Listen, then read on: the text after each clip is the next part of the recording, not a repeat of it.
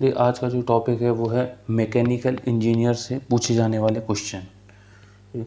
यदि आप कंपनी में as a mechanical engineers interview के लिए जाते हैं तो आपके कौन कौन से क्वेश्चन पूछे जा सकते हैं, तो उसका मैंने एक पूरा चैप्टर बनाया है। तो उसके बारे में आज मैं आपको डिटेल से बताता हूँ कौन कौन से क्वेश्चन आपसे अधिकतर पूछे जाते हैं। तो ठीक है, स्टार्ट करते हैं। सबसे पहला है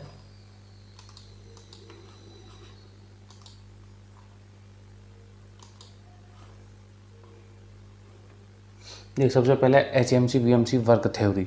मतलब HMC VMC किस प्रोसेस पे काम करती है, उसका क्या सिस्टम है, पूरा जो सिस्टम है उसका वर्क करने का जो सिस्टम है वो किस सिस्टम से काम करती है। तो उसमें देखिए एक तो हाइड्रोलिक प्रेशर, ठीक है, और दूसरा उसमें एयर प्रेशर। एयर प्रेशर में न्यूमेटिकल सिस्टम। तो हाइड्रोलिक सिस्टम और न्यूमेटिकल सिस्टम, इन दो थ्योरी पे ही पूरा HMC VMC वर्क करती है। इनमें क्या डिफरेंस होते हैं वो मैं भी आपको नीचे बता दूंगा। तो अपना पहला जो इंटरव्यू का क्वेश्चन है वो यही है कि HMC VMC का जो वर्क करने का प्रोसेस है वो क्या है, तो हाइड्रोलिक प्रोसेस और न्यूमेटिकल सिस्टम, ठीक है। दूसरा आता है कि हाइड्रोलिक प्रेशर, यदि सिस्टम इसका हाइड्रोलिक प्रेशर है और न्यूमेटिकल सिस्टम, तो हाइड्रोलिक प्रेशर कितना होना चाहिए इसका। जो दूसरा इंटरव्यू का क्वेश्चन आपका बनता है कि हाइड्रोलिक प्रेशर कितना होना चाहिए, तो देखो हाइड्रोलिक प्रेशर को उन्होंने 3 सिस्टम में बांटा हुआ है या 3 कैटेगरी में बांटा हुआ है, ठीक है। First category white area. देखिए ये जो आपको डायल दिख रहा है ना, इसमें 3 एरिया होते हैं। ये एरिया जो आपको दिख रहा है ना, इसको इन्होंने देखो यहाँ पे चिन्ह करिए, इसको इन्होंने पहले वाले एरिया को वाइट एरिया बांटा है, ठीक है, जिसकी रेंज इन्होंने 0 से 40 दी है। दूसरा एरिया बांटा उन्होंने ग्रीन एरिया, जिसको 40 से 60 दिया है। तीसरा है रेड एरिया, जिसको 60 से 160 दिया है। तो जो हमारा हाइड्रोलिक प्रेशर है वो ग्रीन एरिया, मतलब 40 से 60 के बीच में रहता है। तो आपका जो दूसरा इंटरव्यू का क्वेश्चन यदि रेडी होता है यहाँ पर कि हाइड्रोलिक प्रेशर कितना होना चाहिए, तो आप बताओ 40 से 60 के बीच में, ओके। थर्ड होता है FRL यूनिट। देखिए FRL यूनिट क्या होती है, फिल्टर रेगुलेटर लुब्रिकेशन। मतलब एयर, जो एयर मशीन में जो एयर सप्लाई होती है, इसका जो मेन वर्क है वो एयर को फिल्टर करने का है। एयर में मॉइस्चर होता है, मॉइस्चर मशीन में ना जाए इसके लिए एयर को FRL यूनिट से फ्लो करते हैं। FRL यूनिट में एक देखिए ये जो बॉक्स है इसमें ऑयल होता है, इस ऑयल का नाम होता है HM32 ऑयल। इसमें जो ऑयल होता है वो होता है HM32 ऑयल। इस ऑयल से ही जो है एयर फिल्टर होके मशीन के अंदर फ्लो करती है। इसमें एक डायल होता है जो कि इंडिकेट करता है, ये देखिए ये जो डायल है, ये डायल इंडिकेट करता है कि हमारा जो एयर का प्रेशर है वो कितना है। नॉर्मली एयर का प्रेशर जो है वो 5 से 6 kg के बीच होना चाहिए। तो इसमें भी आपके जो इंटरव्यू क्वेश्चन है वो है कि FRL यूनिट का वर्क क्या है। FRL यूनिट का जो मेन वर्क है वो है एयर फिल्टर के लिए। और दूसरा इसमें प्रेशर कितना होना चाहिए, प्रेशर 5 से 6 kg का होना चाहिए। इसमें जो ऑयल यूज़ होता है वो ऑयल यूज़ होता है HM32 ऑयल। अगला आता है थ्रू कूलेंट प्रेशर। देखिए थ्रू कूलेंट प्रेशर क्या है, प्रेशर जो कूलेंट के प्रेशर होते हैं वो 2 प्रेशर होते हैं मशीन में। एक तो नोजल कूलेंट, ठीक है, दूसरा होता है थ्रू कूलेंट। तो थ्रू कूलेंट प्रेशर जो होता है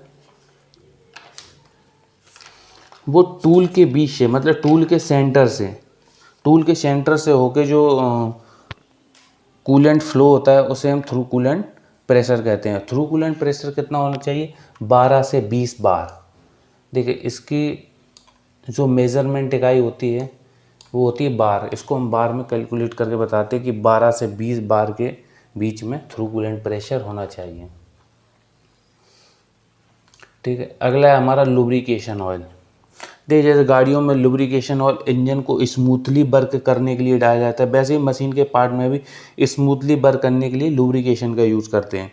इसमें जो लुब्रिकेशन का यूज़ करते हैं वो है G68 ऑयल, ठीक है। इसका जो लुब्रिकेशन है उसका नाम होता है G68 ऑयल।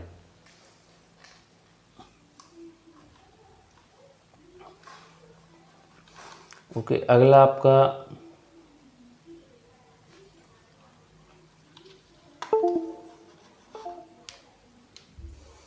G68 ऑयल, ये आपको समझ में आ गया हो। ठीक है, अगला आपका वर्क बनता है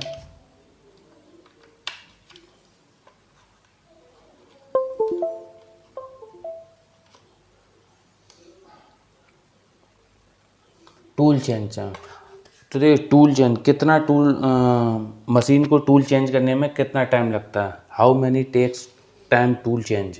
ठीक है, तो कितना टाइम लेती है मशीन टूल चेंज करने में, तो 2 से 3 सेकेंड, 2 से 3 सेकेंड का टाइम लगती है। ये है, देखो इसको कहते हैं आर्म, इसको हम क्या कहते हैं, आर्म कहते हैं। ये आर्म जो है टूल रोटेशन का काम करती है। ठीक है, तो इसमें 2 से 3 सेकंड का समय है। ये depend on machine efficiency, machine की एफिशिएंसी कितनी फास्ट वर्क कर रही है। कोई मशीन 2 सेकंड, कोई मशीन 3 सेकंड टाइम लेती है। ठीक, तो टूल चेंज टाइम आपको पता चल गया कितना लगता है।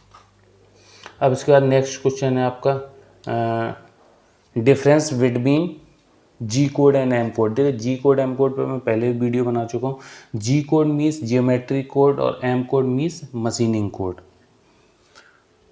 देखिए जैसे मशीनिंग कोड क्या हो गया, coolant off on, ATC door off on, arm tool change, ये सब मशीनिंग कोड में आते हैं। जी कोड मतलब मशीन को वर्क कैसे करना है, मशीन का वर्क करने का प्रोसेस क्या रहेगा, प्रोग्राम जो अकॉर्डिंग चलेगी मशीन, वो जी कोड के अकॉर्डिंग चलेगी। ठीक है, जो जी कोड जियोमेट्री कोड और एम कोड मशीनिंग कोड। इसके बाद आता है काइजन। काइजन, ये आपसे इंटरव्यू में क्वेश्चन पूछा जाता है कि काइजन क्या है। काइजन देखिए जापानी टर्म से, काइजन जापान से लिया गया शब्द है और वहीं से ये बना हुआ भी है। चेंज फॉर द बेटर, ये कंटिन्यू इम्प्रूवमेंट। ठीक, काइजन मतलब चेंज गुड, हम ऐसा कोई चेंज करते हैं जो हमारी क्वालिटी को और भी इम्प्रूवमेंट करता है, तो वो काइजन के अंडर में आ जाता है।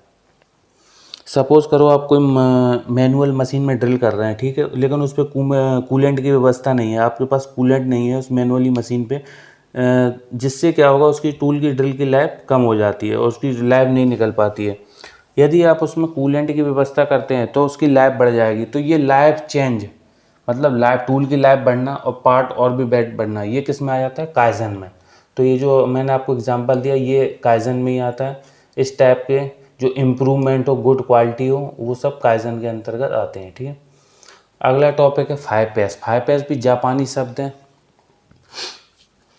अब 5S देखिए 5S से बन के मिलता हो। पहला होता है सीरी, दूसरा होता है शीटोन, तीसरा होता है शीसो और चौथा होता है सिकेत्सु और पांचवा होता है शीतसुके। ठीक है, तो देखिए सीरी मतलब पहला, इसका मतलब क्या होता है, छांटना। मतलब आप मशीन पे गए, वहाँ पर क्या आपके यूज़ का है, क्या आपके अनयूज़ का है, उनको छांट के अलग रखना, तो वो आता है सीरी। दूसरा आता है शीटोन। शीटोन क्या होता है, सेट इन ऑर्डर। देखिए आपने चीज़ों को छांट लिया, ठीक है, अब उनको ऑर्डर में लगाना, गेजेस कहाँ रहेंगे, वर्नियर कहाँ रहेगा, टूल कहाँ रहेगा, उन सबको एक ऑर्डर में लगाना, वो सेट इन ऑर्डर, वो किस में आ जाता है, शीटोन में। अब शीशो में स्वच्छता, मशीन के आसपास आप 5S, कहीं तेल ऑयल लीकेज, एयर लीकेज, ऐसा कुछ भी नहीं है, तो वो किस में आ जाता है, शीशो मतलब साइन। ठीक है, चौथा आता है सिकेत्सु मतलब स्टैंडर्डाइजेशन मतलब मानकीकरण, मतलब हाई क्वालिटी मेंटेन करना। ठीक है, इस चीज़ का मतलब होता है हाई क्वालिटी, मतलब ज़्यादा से ज़्यादा बेटर कितना कर सकते हैं अपने मशीन के आसपास, वो आता है सिकेत्सु में। और शित्सुके, ये एंड का शित्सुके मतलब सस्टेन मतलब अनुशासन, हमें खुद भी अनुशासन में रहना है और जो हमारा एटमॉस्फेयर है उसको भी हमें एज ए अनुशासन डिसिप्लिन में ही रखना है। तो ये 5S हैं, ये अधिकतर इंटरव्यू में पूछे जाने वाले क्वेश्चन हैं। वो डायरेक्ट पूछ सकते हैं आपको कि 3S क्या होता है। एक्स वाई जेड, ये तो नॉर्मली सबको पता है। एक बी एक्सिस और एक ए एक्सिस। बी एक्सिस और ए एक्सिस बहुत आर रोटेशनल, ये दोनों ही रोटेशनल होती हैं। ठीक है, तो ऐसे 5 एक्सिस, तो HMC मशीन में 5 एक्सिस होती हैं, अधिकतर मशीनों में 4 एक्सिस यूज होती हैं, किसी किसी मशीनों में 5 एक्सिस भी होती हैं। Minimum rotation of B axis, देखिए ये है बी एक्सिस, इस पूरे को क्या कहते हैं, बी एक्सिस, जिस पे हमारा पार्ट रहता है और मूवमेंट करता है। ठीक है, तो ये बी एक्सिस मिनिमम कितना रोटेशन कर सकती है, तो 1 डिग्री तक ये मिनिमम रोटेशन कर सकती है।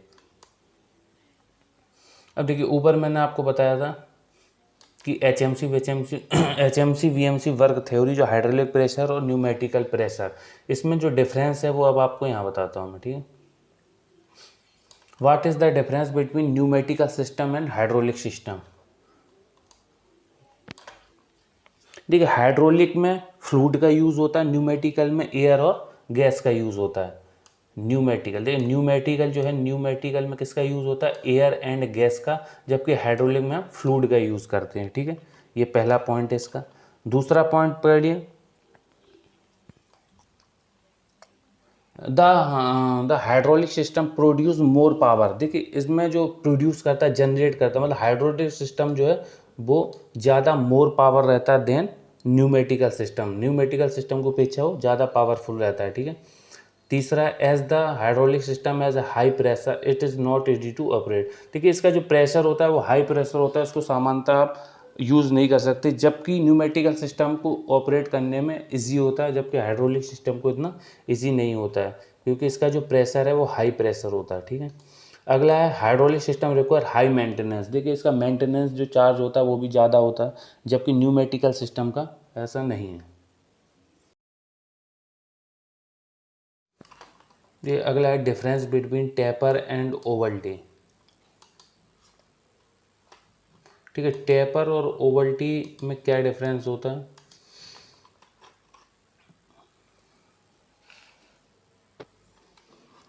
ये आपको एक डायल दिख रहा होगा, ठीक है, और ये एक होल है। इस होल में जब हम साइज चेक करते हैं इस डायल से, ठीक है, यदि एक ही पॉइंट पे अलग अलग साइज आए, यदि इस डायल से हम इस होल का साइज चेक करते हैं और एक ही पॉइंट पे अलग अलग साइज है, सपोज करो इसको यदि ऐसे में हम चेक करते हैं, तो यदि 10.5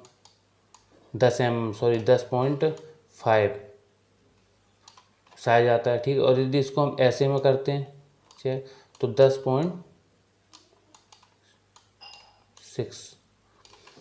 तो 0.1, तो इसमें जो ओवल्टी है वो कितने की होगी, 0.1 की, ठीक है। इसमें जो ओवल्टी होगी वो कितने की होगी, 0.1 की। मतलब एक ही जगह पे यदि अलग अलग साइज आता है तो उसको हम क्या कहते हैं, ओवल्टी, उसको हम ओवल्टी कहते हैं, ठीक है। टेपर क्या होता है, टेपर मतलब यदि इसके फेस पे साइज आ रहा है 10.2, ठीक है, और इसके बॉटम पे मतलब नीचे जाके इसके बॉटम पे साइज आता है 10.3, ठीक है। तो ये ऊपर का साइज और नीचे का साइज में जो 0.1 का डिफरेंस है, इस 0.1 के डिफरेंस को ही क्या कहते हैं, टेपर। ये जो टेपर है, सिलेंड्रिसिटी, इसमें जो डिफरेंस आया है इसको टेपर कहते हैं, और राउंडनेसेस में जो डिफरेंस आया उसे हम ओवल्टी कहते हैं। तो ठीक है, ये कुछ क्वेश्चन थे आपके। अगले वीडियो में मैं और भी इससे रिलेटेड ही, मैकेनिकल इंजीनियर से रिलेटेड ही और क्वेश्चन लेके आऊँगा। तो आपको कैसा लगा प्लीज़ कमेंट बॉक्स में सजेशन दीजिए।